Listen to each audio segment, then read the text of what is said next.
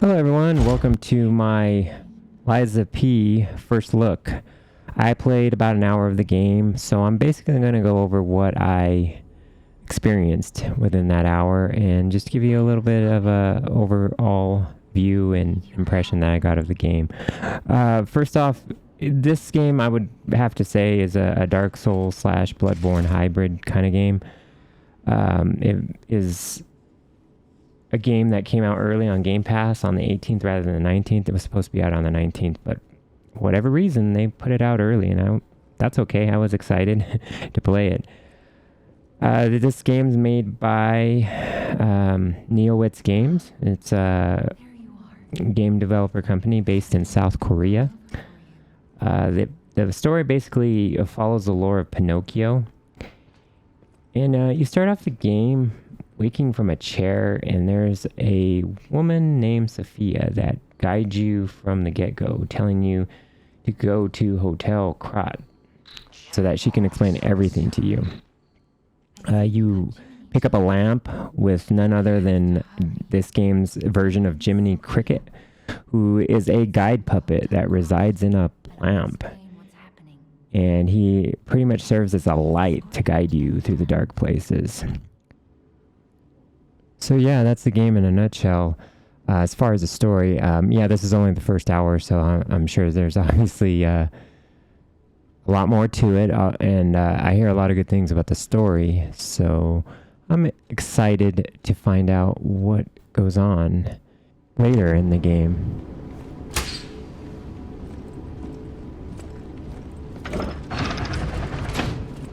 Let's get you out of there. Find something that might help. So this game has builds, just like any good Dark Souls game has.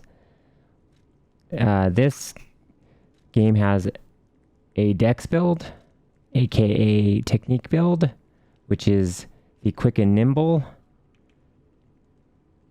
build, or you can go with the heavy strength build, in which you can wield the heavy weapons. You'll be slower, but you'll be able to deal out more damage.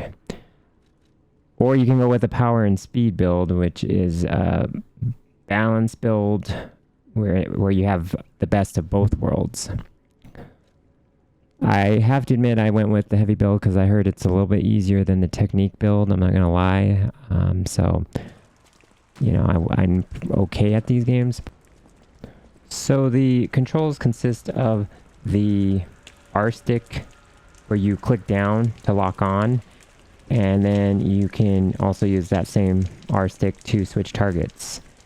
The RB is your normal attack, and the right trigger is your special attack, and then your left trigger is your arm attack, which I have to admit I didn't use really at all. I'm sure it comes more into play later in the game.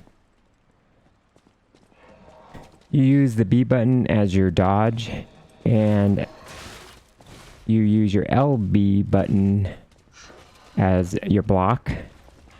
And with the LB, you want to try to do a perfect block, which is when right before you get hit, you block. You can essentially stagger enemies with a perfect guard. And that's basically what you want to work on, which is not easy, but I actually was able to get one, which I'm proud of myself.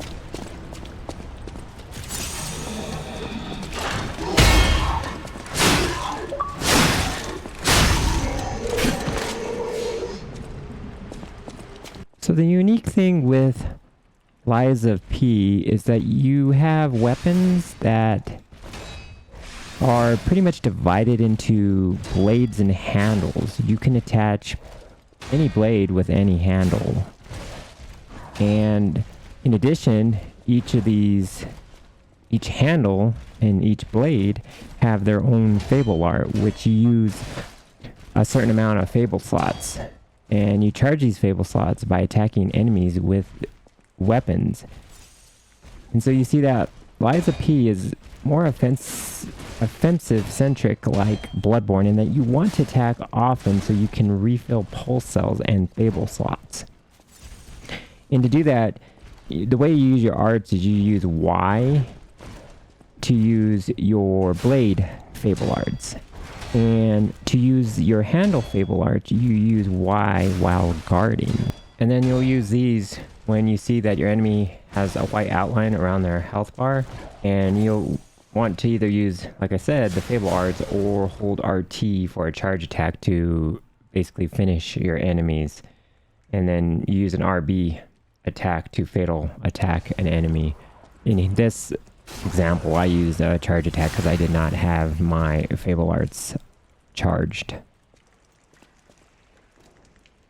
Lies of P's interface is interesting in that you have an upper belt and a lower belt that you can equip items, and in order to use those items, you move up and down between them using the D-pad.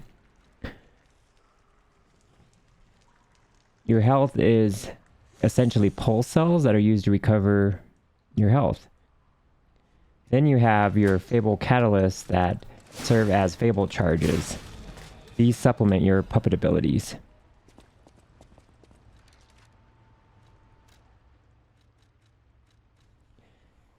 Interestingly enough, you also have a grinder that you use to sharpen your weapons because they do get dull the more you use them, so you do have to pay attention to keeping your blade sharp.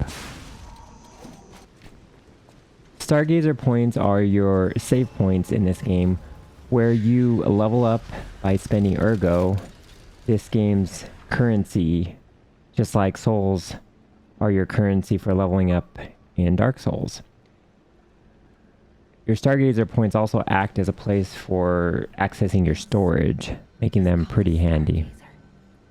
A marvelous device the stalkers used in the past. Level design in Lies of P is basically just like Dark Souls in that levels will ultimately lead back unto themselves. For instance, if there's a door that's locked, you can be sure that you're going to find that you will wind your way to the other side and able to unlock it and get back to where you originally started.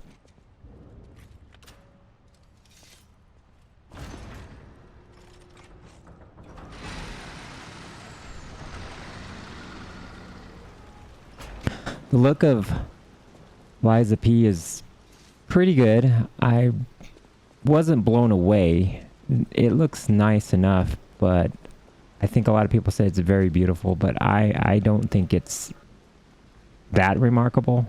I think it's pretty good. It's serviceable, and you know, looks pretty good. Like in this area where you have the rain coming down, and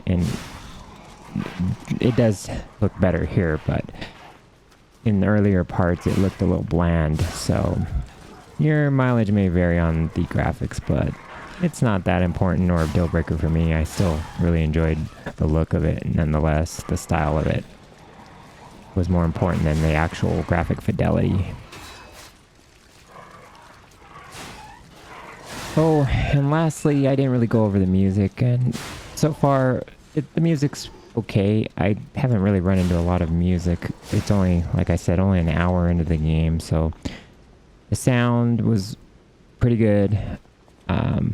But other than that, I have to say I did enjoy the first hour of this game. I definitely gonna keep playing, and it's right up my alley. I like these kind of games. I'm into the Souls-like kind of games. So hopefully you guys enjoyed this quick look, and I think you guys really should check it out. It looks like it might be worthwhile delving into and seeing what it may have to offer.